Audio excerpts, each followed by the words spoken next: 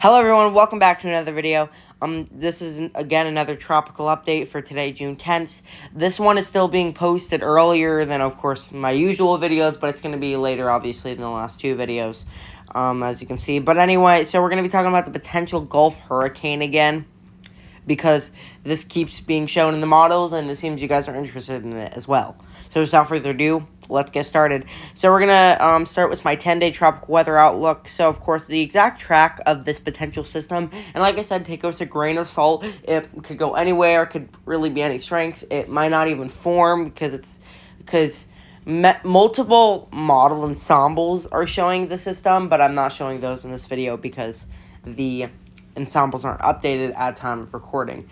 But GFS is the only main model showing it, but it has been consistent, but still it might not form. Take it with a grain of salt.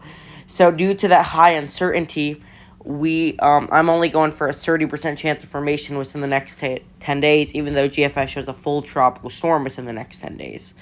And then, of course, from there it could either go to Cuba, the Yucatan, maybe it'll go directly to somewhere along the Gulf Coast. Really, everyone on the Gulf Coast, Yucatan, and Cuba, and western and central Cuba really needs to be watching the system. I wouldn't say watch it closely, because due to high uncertainty and that it could go anywhere and that might not even form, you shouldn't be like I'm not going to say get your hurricane plans ready yet. Obviously you should have those, but because it's hurricane season, but obviously you shouldn't be like evacuating or anything. We don't even know if this is going to form. Like I said, it's far out. And the reason I'm repeating this is we have to emphasize this because we don't want to fearmonger or anything. So like I said, you see hour 3:12, this is far out. So we're going to look at the last day of GFS model runs and their landfall points. So today's newest run, we do see near a 967 landfall approaching New Orleans.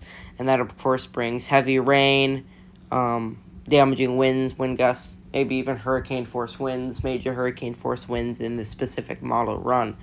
But and the impacts spread into the western Florida panhandle, but don't go that far west, as you can see there.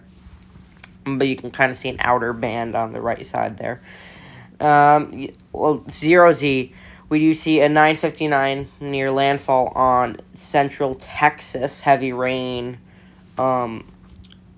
damaging winds, probably major hurricane force winds in this specific run. Stronger than the current run, and much more west. Now we're going to look at 18Z. You can't. This one has two pictures. Sorry if they're hard to see because it had two main landfall points. The other ones had also other landfall points in Cuba or the Yucatan, but they weren't. It wasn't like strong enough to be really considered anything too big. So, landfall point of western Cuba around hour 264, just outside the 10-day range. Heavy rain, damaging winds, stuff like that. And then around hour 282, it hits or nearly hits Florida, but still affects it at 977, bringing heavy rain, damaging winds, and a lot. And, of course, even some to the western Bahamas as well. 12Z, it's weaker, but we have a 992 millibar system on western Cuba. Not really a strong system, not really an organized system, I should say, but still heavy rain, damaging winds, all of that stuff.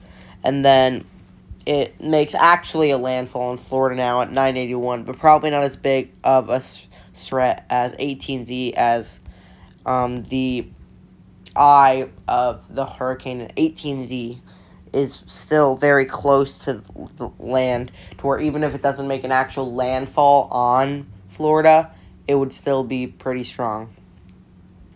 And then finally, 6Z, 966 millibars, near the Texas-Louisiana border. And of course, same threats like mentioned earlier, though this model run I looked has unusually high waves up to 40 feet, so we're really going to have to watch out for that. Scenarios. So, the red here shows the most shown scenarios. The pink shows the strongest scenarios. Newest scenarios are in orange, and weakest scenarios are in yellow. So, basically, let's start with the most shown. So, the most shown scenarios don't have to be the most shown right now, just most shown while this system has been shown in the GFS model runs. So, of course, originally we had a lot of them hitting Cuba and then going into the Florida Panhandle. So that was one of the most shown. But the current most shown is up in Louisiana. And, of course, we have orange stripes there for the newest because it's a pretty new scenario, but it's also the most shown. As well as it could be hit Cuba and then go to Louisiana. The newest scenario is Miami, the Bahamas, and Cuba.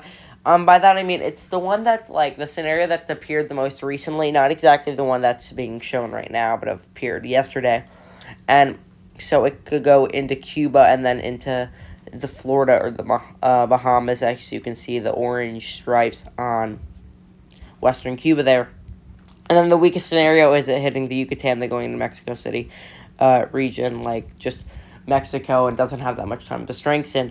Now, this is the least likely scenario as well as the weakest because this is also one of the oldest scenarios. It stopped being shown about 4 days ago.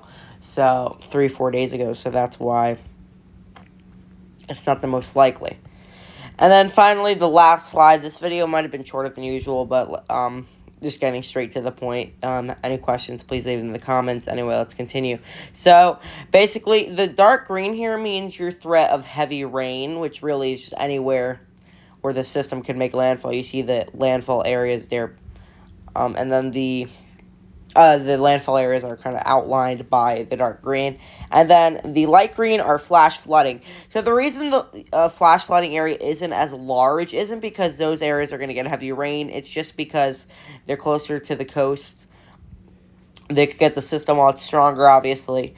And obviously their conditions are more favorable for flooding, especially in like Mexico, the Yucatan, Cuba, the Bahamas, where flooding is much easier. It does not mean you're going to get more rain. Either way, there's going to be heavy rain. And then the red outlines means potential for tropical storm or tropical depression, force winds or above, just any notable tropical cyclone winds. Now, of course, that goes pretty inland. It could have gone more inland, but again, this is uncertain. I don't want to make any major calls, but the Mexico one might be a little too big, obviously, because it's a little uncertain, though it is still a possibility, though. Like I said, that is the least likely scenario and the weakest scenario. So if the Mexico-Yucatan scenario were to happen, most of that red outline would be tropical depression winds. Anyway, guys, I hope you enjoyed this video. It might have been shorter than usual, but hopefully it was straight to the point. If you have any questions, please leave them in the comments, and I'll see you guys in the next video.